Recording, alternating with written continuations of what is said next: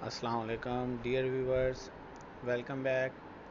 आज के लेक्चर में हम accounting journal entries of debenture के बारे में डिस्कस कर रहे हैं। डिबेंचर्स की जर्नल एंट्रीज़ को डिस्कस कर रहे हैं।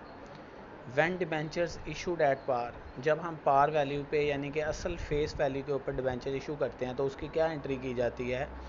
Bank account to debentures account. Debenture हमारी लाइबिलिटी है, ये हमारी लाइबिलिटी स्टैंड हो जाती है और उसके अगेंस्ट हमारे बैंक में हम डिबेंचर होल्डर से अपना एक एसेट ले लेते हैं कैश की फॉर्म में।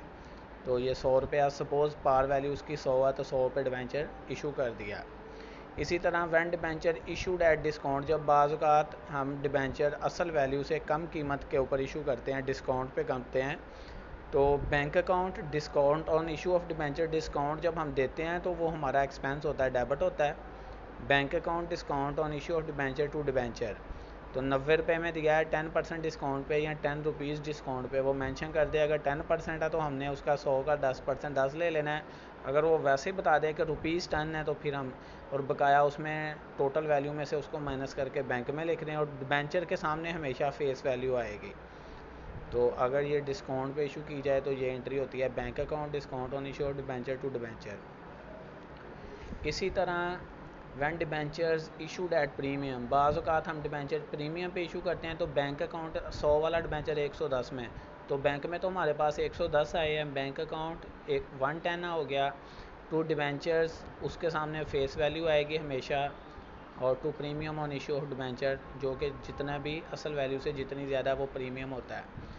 इसी तरह for consideration other than cash, अगर कैश के अलावा डिबेंचर इशू करें, सपोज़ मशीनरी हमने ले लिया किसी बंदे से, उसको हमने कैश नहीं देना, डिबेंचर देने हैं, तो वेंडर जिस बंदे से मशीनरी लिया उसकी पहले अगर पार पे उसे डिबेंचर इशू करें तो vendor account to debenture account.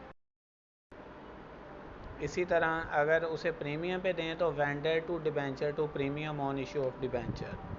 और सेम इसकी थर्ड एंट्री है, अगर हम डिस्काउंट पे उस वेंडर को डिबेंचर्स इशू करें, bank account discount on issue of debenture to debenture. ये मैंने गलती से बैंक लिख दिया, यहाँ पे डिबेंचर अकाउंट आएगा। तो ये इसकी थर्ड एंट्री होगी। नेक्स्ट लेक्चर में हम रिडम्पशन पॉइंट ऑफ व्यू की एंट्रीज़ करेंगे कि अगर रिडम्पशन पॉइंट ऑफ व्यू से डिबेंचर्स की क्या एंट्री की जाती हैं।